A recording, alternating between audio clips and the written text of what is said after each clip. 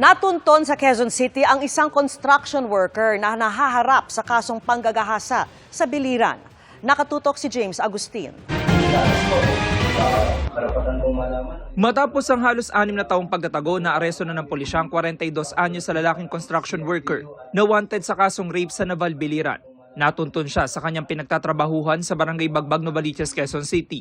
Ayon sa pulisya, nakatanggap sila ng impormasyon na sa Metro Manila nagtatago ang akusado. Tinapo natin ang ating tracker team at nung tingnan nalaman na sa kasalukuyan ay nagtatrabaho siya sa isang construction site.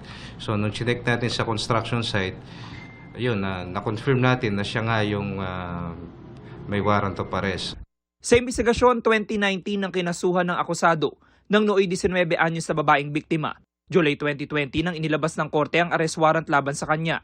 Nung kinasuhan daw siya, umalis na siya sa Biliran. At pumunta na siya dito, nakipagtrabaho sa mga construction companies. Ang mga construction kasi walang hinihinging police clearance. Una sa most wanted persons list ng Eastwood Police Station ng akusado.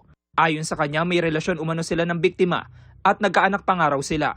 Nag-uusap naman po kami ng babae na parte sa namin, pero kung parang lang yan po kasi parang sinakyan lang po ng politika yan eh.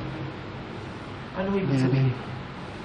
Yung parang pinilit lang po ang babae na kasuhan pa po ako. Kasi?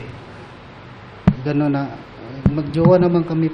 Nakapag-return of warrant na ang pulisya, tinihintay na lang ang commitment order mula sa korte. Para sa GMA Integrated News, James Agustin, nakatutok, 24 oras.